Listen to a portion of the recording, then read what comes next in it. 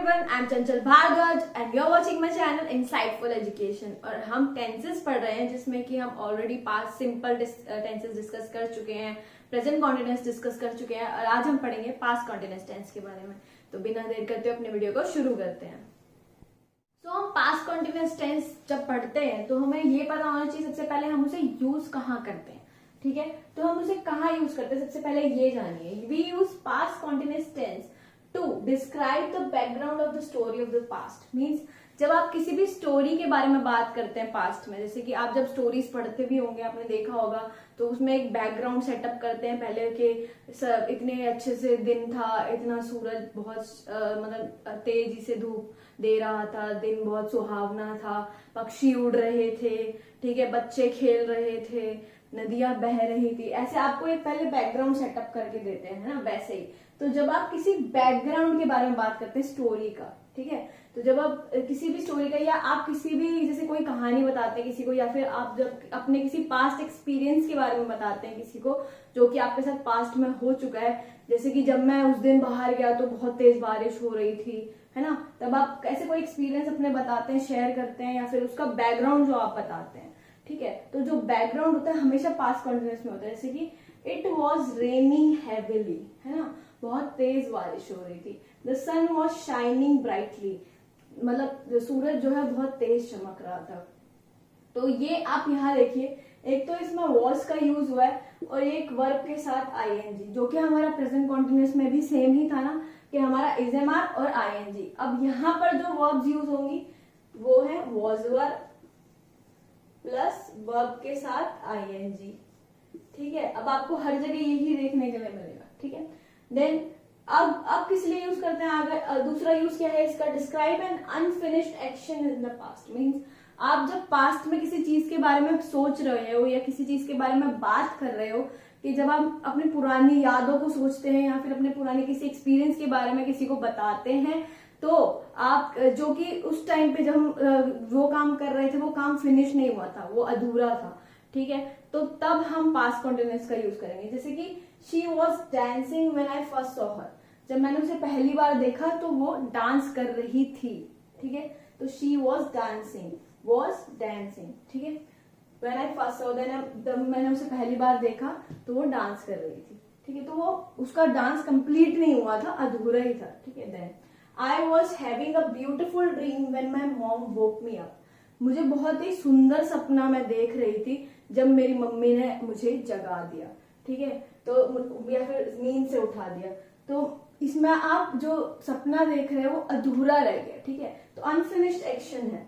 तो आई was having a beautiful dream when my mom woke me up. ठीक है, अब आप ये बोलेंगे कि यहाँ पर हैविंग क्यों लगा है। हैविंग आपको पता होना चाहिए कि यहाँ पर जो लगा है ना वो इसलिए लगा है कि मैं वो सपना देख रही थी। आई वॉज, इसमें हैव ओन एक्सप्रेस करने के लिए नहीं लगा हुआ, इसमें हैव जब हम ड्रीम देखते हैं, क्योंकि यहाँ ड्रीम ऑब्जेक्ट की तरह यूज हो रहा है, तो जब हम ड्रीम देखते हैं तो you are having a dream, you was having a dream. ठीक है, आप कभी भी वॉचिंग अ ड्रीम नहीं बोलेंगे, या फिर आप सिर्फ ये बोल सकते हैं you were dreaming, I was dreaming. Dream एक वर्ब की तरह भी यूज हो सकता है, एक नाउन की तरह भी यूज हो सकता है। वैसे ही हैविंग अ ड्रीम, जब आप ड्रीम देखने के लिए कोई चीज लगाते तो हैविंग अ ड्रीम लगाएंगे। ठीक है, देन या फिर हैड अ ड्रीम, अगर पास्ट में बात करते हैं had a dream.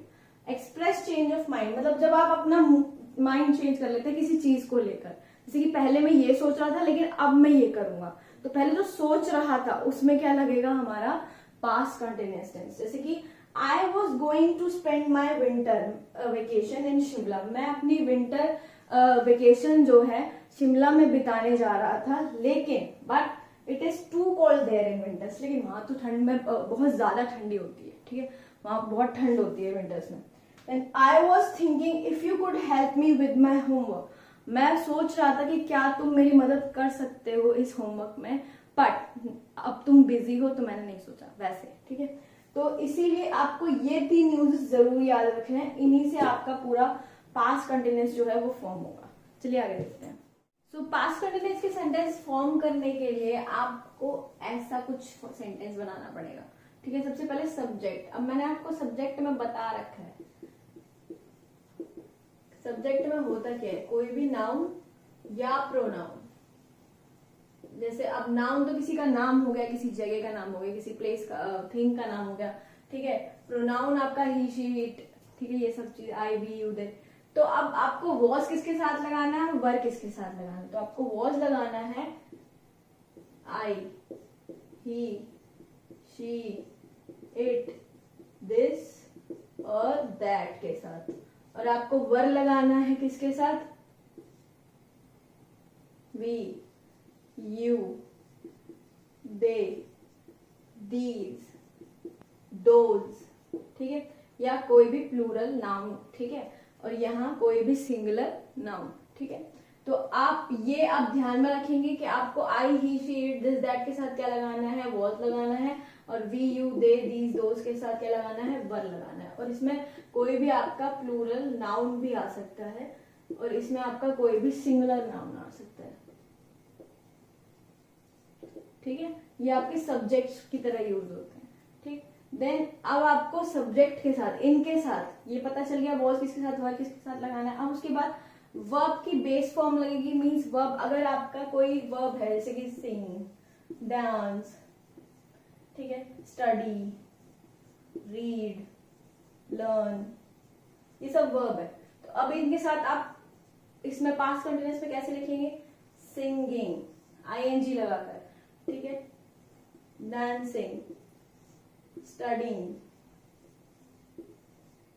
Reading, learning,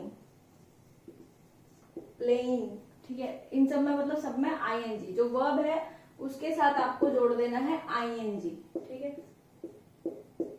then आपका ऑब्जेक्ट, जो भी आप, रीडिंग द बुक, ठीक है, सिंगिंग द सॉन्ग, ठीक है, ये सब। देन आपका आ जाता है नेगेटिव। नेगेटिव में आपको सिर्फ और सिर्फ क्या लगाना है, बाकी सब सेम रहेगा, अब आपको सिर्फ क्या लगाना है, नॉट। नॉट कहाँ लगाना है आपको, सब्जेक्ट वॉज वर के बाद नॉट लगाना है। अब आप ना इसको शॉर्ट फॉर्म में भी लिख सकते हैं, जैसे कि wasn't और weren't, ठीक है। तो आप इसे wasn't weren't बोल सकते हैं, और सब्जेक्ट के साथ wasn't weren't भी लगाएंगे तो गलत नहीं होगा, was not were not लगाएंगे तो गलत नहीं होगा, ठीक है। Then verb ing and object. Then interrogative की हम बात करें तो हमारा जो was were होता है ना, वो सेंटेंस के सबसे पहले प्लेस पर चला जाता है, ठीक है। उसके बाद हमारा सब्जेक्ट आएगा, उसके बाद से was he dancing, ठीक है, was she studying। तो आप ये बोलोगे कि सबसे पहले आप जब क्वेश्चन पुट अप करते हो हमेशा हेल्पिंग वर्ब, जो टू बी वर्ब होती है वो आगे चली जाती है, उसके बाद सब्जेक्ट आता है, देन वर्ब की फर्स्ट फॉर्म है आईएनजी, देन ऑब्जेक्ट। देन उसके बाद आपका इंटेरोगेटिव नेगेटिव, तो इसमें आप क्या करेंगे, wasn't weren't आगे उठाकर ले गए, उसके बाद सब्जेक्ट, वर्ब की आईएनजी फॉर्म एंड ऑब्जेक्ट। अब इसके कुछ एग्जाम्पल्स के साथ आपको ये मैं क्लियर कर देती हूँ अच्छे से। तो पास्ट कंटिन्यूअस के कुछ एग्जाम्पल्स देख लेते हैं with their forms, affirmative, negative, interrogative and interrogative negative, ठीक है। तो सबसे पहले है दे were playing, they were laughing, वो हंस रहे थे, वे सब हंस रहे थे या वे हंस रहे थे। दे वर नॉट लाफिंग, वे नहीं हंस रहे थे। वर दे लाफिंग, क्या वे हंस रहे थे। वन दे लाफिंग, क्या वे नहीं हंस रहे थे, ठीक है। तो सब्जेक्ट हमारा वॉज वर, देन हमारी वर्ब की फर्स्ट फॉर्म, देन आईएनजी। वैसे ही नेगेटिव में subject was were, not and laugh, उसके बाद हमारा जो वर्ब की फर्स्ट फॉर्म है आईएनजी। अब आप यहाँ पर ना इसको वर्ंट भी लिख सकते हैं, दे वर्ंट, ठीक है, दे वर्ंट लाफिंग, वो नहीं हंस रहे थे।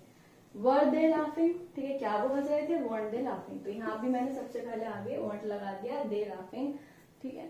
देन शी वॉज प्लेइंग, वह खेल रही थी। शी वॉज नॉट प्लेइंग, वह नहीं खेल रही थी। वॉज शी प्लेइंग, क्या वह खेल रही थी। वॉजंट शी प्लेइंग, क्या वह नहीं खेल रही थी। Then we were listening stories, हम स्टोरीज सुन रहे थे। We were not listening stories, हम स्टोरीज नहीं सुन रहे थे। वर वी लिसनिंग स्टोरीज, क्या हम स्टोरीज सुन रहे थे। वॉन्ट वी लिसनिंग स्टोरीज, क्या हम स्टोरीज नहीं सुन रहे थे, ठीक है। Then he was writing a poem, वह पोएम लिख रहा था। He was not writing a poem, वह पोएम नहीं लिख रहा था। Was he writing a poem, then क्या वह पोम लिख रहा था, कविता लिख रहा था। Wasn't he writing a pome, क्या वह कविता नहीं लिख रहा था। तो ये आपके इसके एग्जाम्पल्स विद सेंटेंस फॉर्मेशन, यहाँ तक आपको आई होप सब कुछ समझ आ गया होगा, और अगर आपको टेंसेस के बारे में पढ़ना है तो हमारी सीरीज देखते रहिए। And thank you so much for watching.